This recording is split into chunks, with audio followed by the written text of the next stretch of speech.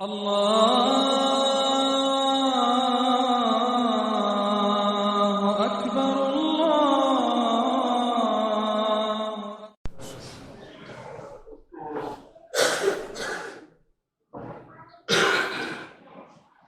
أعوذ بالله من الشيطان الرجيم. بسم الله الرحمن الرحيم. أشهد أن لا إله إلا الله وحده لا شريك له وأشهد أن محمدا عبده ورسوله. الحمد لله نحمده ونستعينه ونستغفره ونؤمن به ونتوكل عليه. ونعوذ بالله من شرور أنفسنا ومن سيئات أعمالنا. وأشهد أن لا إله إلا الله وحده لا شريك له وأشهد أن محمدا عبده ورسوله. أما بعد، أعوذ بالله من الشيطان الرجيم. بسم الله الرحمن الرحيم. Brothers and sisters, before getting into the theme of Khutbah today, I want to ask that we make a generalized dua for the Ummah of the Prophet Muhammad but also our Muslim majority populations of countries in the world and the Muslim minority populations anywhere in the world. And the reference that I'm making today is not one because of boom or because of oppressive conditions. But I want us to make dua today for our believers, whether we're in small communities or large communities or in Muslim majority nations, that Allah subhanahu wa ta'ala keeps the light of Islam in our hearts. That Allah subhanahu wa ta'ala would have our seeking His pleasure above anything or anyone else. And I'll say this, the reason why I'm prompted to ask us to make this dua. You and I know the condition of this ummah. And I'm not talking about what's being imposed on us from the outside. All we need to do is just look at some of our Muslim majority countries today. And I pray you don't get mad at me, upset with me for something I'm about to say. But I want to make this point that has become evident that the leadership of many, if not most, of our Muslim majority countries has strayed away from the commitment to follow and implement the guidance and laws of the Prophet Muhammad ﷺ and the revelatory laws coming from Allah subhanahu wa ta'ala. Look at what's going on in just a few of our Muslim countries today. And please don't get upset. I'm just speaking the truth as I see it. Look at a country today like Saudi Arabia, a country, the home of the two most important, the most endeared, the most sacred places for Muslims on the face of the earth. Look at what's going on in this nation. Look at how, even though the Prophet Muhammad ﷺ has said that there should be no disbelievers in Mecca, that this is an area that's restricted, or only those who believe. If you're a disbeliever, you can't even come into Mecca. But what are we seeing unfold in our lifetime? A very sad situation where in the name of developing a more vibrant tourist industry in the country, now you go to Hajj and you may see a sight that those who've made Hajj many years ago or just a couple of years ago, that you see a different sight, because in the name of building the tourism in the countries, now non-Muslims would be allowed, not just during special times of the year, but my understanding throughout the 12 months of the year. This is something, with my little understanding of Islam, that the Prophet Muhammad ﷺ himself had forbidden. It's not something that's subject to interpretation. As I say, I stand to be corrected. Look at what's going on in a country that many of us, because of being the home of the most sacred sites in all of Islam, look at some other things, and I won't even get into specifics about what is going on in this land. Look, and this may be something else that you may disagree with, because many may think, I don't know in this room or not, in this musalla or not, but many believe that Shia, those who follow the tradition of Shia Islam, are not even Muslim. That's not something that I personally subscribe to.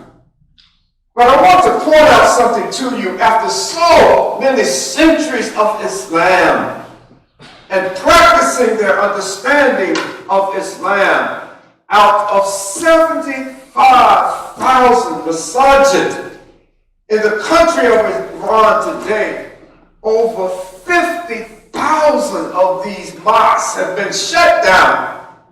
Why? Because the government says that no, you can't have open mosques anymore. No, it's because the attendance at these mosques no longer justify paying light bills or paying other bills associated with the maintenance of a mosque.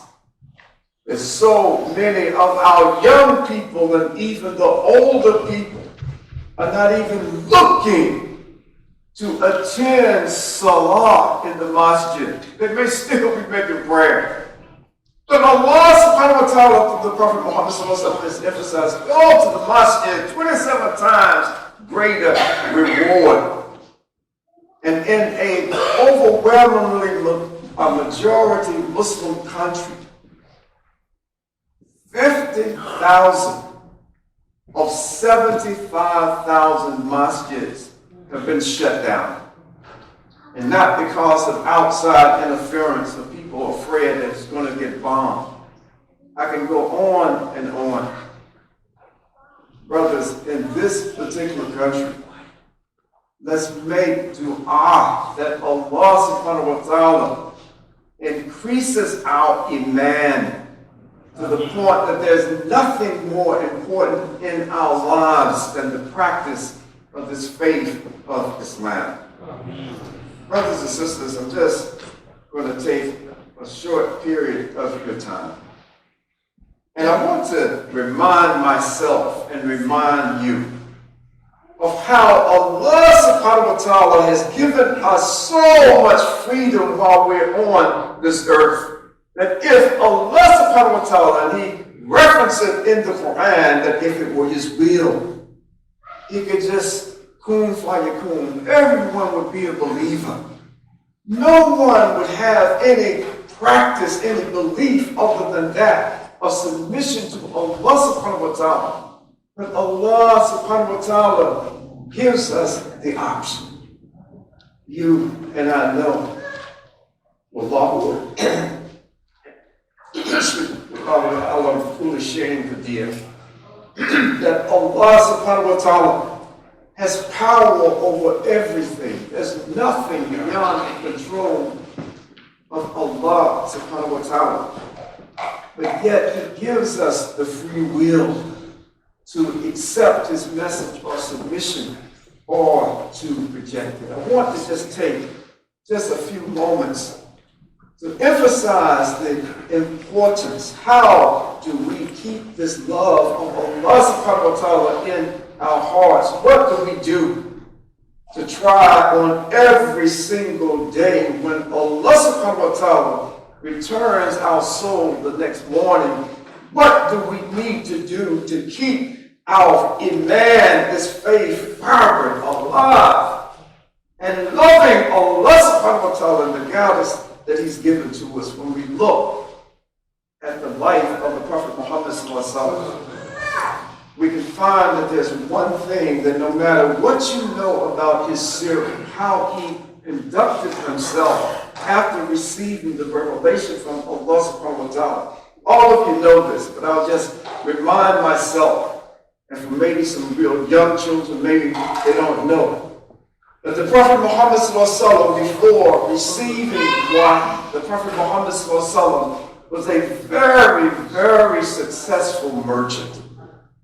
The Prophet Muhammad ﷺ in a merchant town, and that's what Mecca was. They weren't traditionally farmers. They were merchants. And the Prophet Muhammad ﷺ excelled in this trading enterprise. That the Prophet Muhammad ﷺ was universally beloved by everyone that knew him. They talked about how he was Alameen. They talked about his sincerity. Everyone recognized that the character of the Prophet Muhammad ﷺ was something that was enviable to other people. We wish that we could be as honest as Muhammad ﷺ. We wish that we could be as dedicated and loyal as Muhammad ﷺ. But the moment that the Prophet Muhammad ﷺ was given the command to preach this message openly, let the public know, don't just go around to your family, preach to everybody now. What did he do? He climbed up the hill of Safa. And the tradition was that whenever there was an extremely important announcement for everybody who could hear the person's voice, individuals would climb up to the top of Mount Safa. And this is what the Prophet Muhammad ﷺ did. And you know the story better than I. That he stood on the top of Mount Safa and asked the people, if I were to tell you that an army is approaching and they're coming to attack you, they're coming to try to destroy you, he asked those assembled, would you believe these words? Would you believe what I'm saying? And the Sirah literature tells us that everybody who heard the sound of his voice, they exclaimed, yes, Muhammad, if you tell us that an army is approaching, we would believe what you're saying. If you say that they're coming to destroy us, we wouldn't doubt for a second what you're saying. So the Prophet Muhammad ﷺ, after getting their attention, then told them, well, you would believe about an army. So believe what I'm saying to you now. And the Prophet Muhammad ﷺ made his first public invitation, calling those who could hear his voice to submission to Allah subhanahu wa ta'ala. But immediately, all of those proclamations about how you're the trustworthy, you're honest, we admire everything about you, that immediately turned down to hatred. It immediately turned to people calling him a liar. Why are you getting our attention to just lie to us like this? You know who we worship. You see the 360 gods that people come to worship these things, and we believe in them, in the realness of their existence.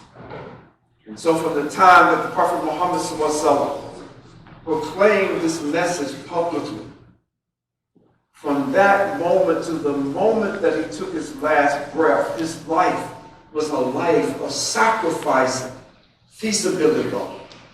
In the interest of time, I'm not going to read these few hadith or ayahs from Quran. I'll just paraphrase the meaning of these narrations.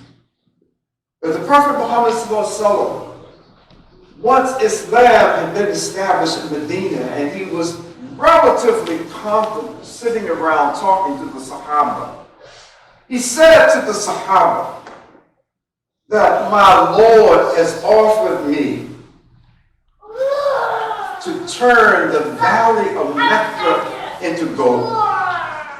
And that this valley of gold would be designated for only me, that I could do whatever I wanted to do. If you want a valley of gold there in Mecca, Muhammad, the Prophet Muhammad said to those Sahaba around him, Allah will give you this valley of gold. And the Prophet Muhammad ﷺ responded, no, my Lord. I would rather eat one day and on the next day not even have anything to eat. Because when I eat one day, I'll turn to you and thank you for supplying me with something as basic as food that we need for our very existence. And on that day when I don't have anything to eat, I'm not thinking about gold. I don't want gold.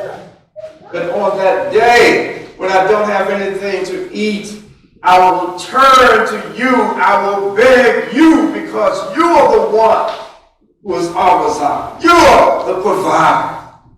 And so I'll turn to you. I won't go and ask other people if I don't have anything to eat. And the life of the prophetic life of the Prophet Muhammad sallallahu what bears testimony to the truthfulness of what the Prophet Muhammad sallallahu said. There's so many hadith that speak of how the Prophet Muhammad sallallahu in Medina, there's one where the Prophet Muhammad sallallahu said that it seems like one of his hunger partners was Bilal ibn Rabah. And in this particular hadith, the Prophet Muhammad sallallahu said that there were days when Bilal and I didn't have anything to eat other than what Bilal had up under his arm, which was not much. It may have been a couple of days, just a little bit of bread. And the Prophet Muhammad sallallahu said that I was sharing in this sacrifice with Bilal. There are other hadith that we know that the Prophet Muhammad sallallahu never ever ate to his full, to be full. That his sacrifice, because of his belief and trust in Allah subhanahu wa ta'ala, he instructed us to sacrifice even when food is so readily available. Don't gorge yourself. Eat 1/3 of food, 1/3, save 1/3 for water, and the rest third of this little organ called a stomach, and it's a small organ. Save that for air. Don't ever eat till you just feel stuffed. That's the only thing that you can do. This was a sacrifice on the part of the Prophet Muhammad sallallahu whatever he wanted. Allah subhanahu wa ta'ala had promised that he would give whatever the Prophet Muhammad sallallahu wanted. That it was all he had to do was just ask for it. So he didn't go around hungry because he didn't have provision from Allah subhanahu wa ta'ala if he wanted. Brothers and sisters, when we look at the prophetic life of Muhammad sallallahu alaihi wasallam, we find that that life is instructive for us about the relationship between struggle and how Islam is placed into the hearts of individuals and how this faith is planted in a society and just rooted in the society based on our degree of sacrifice, feasibility. Let me just give just a couple of quick examples. You know better than I that the Prophet Muhammad sallallahu has said that the best generation of Muslims that will ever walk the face of the earth are those who were with him, the Sahaba. Those who embraced Islam at the time of the Prophet Muhammad sallallahu and it wasn't a shahada way out somewhere. They had to see the Prophet Muhammad sallallahu as a believer. And that generation, the Prophet Muhammad sallallahu said that this is the best generation that will ever walk on the face of the earth. And what does that generation have in common when we read the thousands of stories of the brothers and the sisters who were a part of this first Ummah under the leadership of the Prophet Muhammad sallallahu? What do we find? We find sacrifices that were made by these brothers and sisters that we can only just imagine. We're talking about willingly sacrificing their lives, putting themselves knowingly in harm's way to be punched, to be beaten, to be killed, only because of Allah subhanahu wa ta'ala, allowing the light, the nur of Iman to grow strongly in their hearts. So if you and I want to continue waking up every day, having that spirit of sacrifice, feasibility, then you and I, if we want to keep Islam in our hearts, if we want to keep Islam in our society, so that our children, our grandchildren, our great-grandchildren, our great-great-grandchildren will have a love of Allah subhanahu wa ta'ala and not fall victim to what so many others in this nation have fallen victim to and start to move away from their beliefs.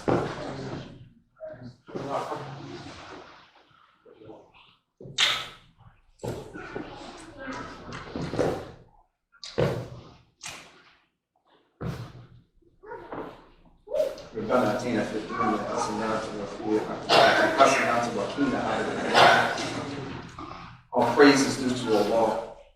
We praise Him and seek His assistance against the evils of our minds and against the unsuccessfulness of our actions.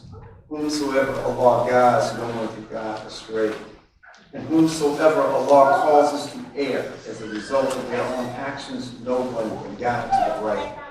O Allah, help those who help the religion of Muhammad and countless amongst them, and disgrace those who try to overturn the religion of Muhammad and do not make us of those. Brothers and sisters, the importance of sacrifice in the lives of each and every one of us cannot be exaggerated. That even though we are in a society which is kind of rapidly changing, if you just look at the social markers of this country, that the attractiveness of America to Muslims and other people around the world is not what it used to be. Even the immigrants who come into this country seeking work, fleeing persecution in their home countries, in the southern hemisphere, the southwestern hemisphere, from Central and South America. There's statistics now that tell us that when many of the men and women coming from Mexico, coming from Ecuador, but Mexico in particular, which is right on our border, that more are leaving the United States than those coming into this country.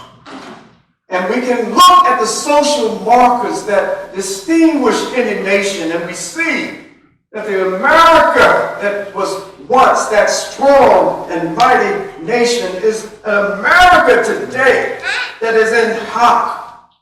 That so many countries like China, like Saudi Arabia, that the multi-billionaires and the businesses in many of these countries, just by way of example, own so much of American property that you would be shocked to learn how many businesses, much property is owned by those other than someone in this country. The America that was projected, has been projected to the world, is changing. And so what is our responsibility as Muslims? What should we do within our own households, within our communities, to be able to not just succumb and fall into the negative habits and practice just because something has been made legal in the United States today? The sense of morality of the Muslims has not changed since the revelation of the Quran. Our individual sense of what is right and what is wrong may change, but know that Allah subhanahu wa ta'ala has given us a deen with values, spiritual, moral, economic, every aspect of human life, that these things don't change. And so, as we try to navigate socially this environment in which we live today, my reminder to myself and reminder to you that if we want to maintain a clarity as to what is demanded of us as Muslims, sacrifice fi sabilillah. Sacrifice for the cause of Allah. Knowingly do something that may be inconvenient to you. But you're doing it for the pleasure of Allah subhanahu wa ta'ala, are doing it so that the name of Allah subhanahu wa ta'ala will be supreme in this country. And so when we look, there's some basic things, and I'll sit down. But then when we look at how Allah subhanahu wa ta'ala has allowed this small Muslim community to evolve from where we started from to where we are right now. That most of you don't know where this community started from, where we were housed. The first place was in a virtually abandoned building on the third floor of right in the edge of downtown. It was like almost an abandoned building. And I won't go through the other 3 places that we have been. But Allah subhanahu wa ta'ala has blessed us with this property. It's no longer scorching hot in the summertime or freezing cold in the winter, the way that we had been in the past as we move, as Allah allowed us to get to where we are now. And I'm not saying it's nothing special, but I'm just reflecting on the degree of sacrifice that those brothers and sisters made in order for us, and Allah rewarded the sacrifice for this small community to even be where we are today. There is nothing that you and I can accomplish by way of this deen without sacrifice. And so to make a sacrifice, am I going to buy a new car? And I'm not criticizing anybody who does this, but every 2 years, will I get a new car? Will I get a new this, a new that? Or will I use some of the resources that Allah subhanahu wa ta'ala has given me? And it doesn't have to be a lot. Because the Prophet ﷺ has made it very clear that Allah subhanahu wa ta'ala rewards us not on what we give, but what is our capacity to give. And then we give what we can. So if I only have $1 in my pocket, and I give 50 cents of that dollar, is equal, as the Prophet Muhammad ﷺ has made it clear, is equal to someone giving 1,000. What is our capacity? What is our capacity to come to this mosque 5 times a day to make salah? Is it that we are sick every morning at Salatul Fajr? Is it that there's something stopping us, the police forming some kind of cordon so that we can't drive down the street to get to this mosque or some mosque for Salatul Fajr? Do we never have a lunch break that we can take during the time of Salatul Dhuhr? Do we get off work at a certain time and we are working somewhere in the downtown area, somewhere close? Is there some time we can come to Asr? Is there some time we can come to Salatul Maghrib, Salatul Isha? Knowing that degree of sacrifice. The Prophet Muhammad says that every time we come to the masjid to make salah, the reward for each one of those salah is 27 times greater than what it would be if we made it in our homes. We just fell out of bed, made wudu, and made salah right in our bed. Brothers and sisters, we don't, in closing, we don't want, none of us would want to see phenomena like over half of the mosques in the United States being closed down because there were not people to sustain it. There weren't enough people interested in coming to the mosque, so they had to shut them down. But this has happened in the Western Hemisphere. It's happened throughout South America, when many of our Muslim brothers, merchants, inhabited countries in South America and built beautiful mosques, huge mosques, with beautiful chandeliers and these kinds of things. But because the sustainability, the keeping the love of Allah, the love of those mosques is present.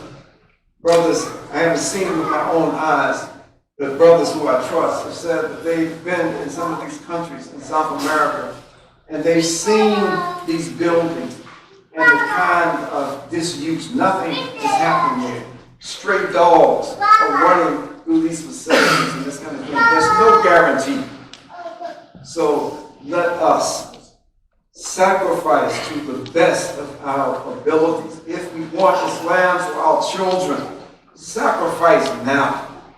If we want Islam for grandchildren and great, and see a continuation and an improvement and a growth in Islam in this country, is going to come from yours and my sacrifice today, right now. Let me give a couple of announcements here. Tomorrow, June the 10th, and there are flyers all around the masjid. The Department of Women's Affairs is sponsoring a yard sale and chicken dinners. There are flyers around. This will start tomorrow at 8 a.m. and it goes on to 2 p.m. If you haven't had these dinners that these sisters prepare, you get it. Allah.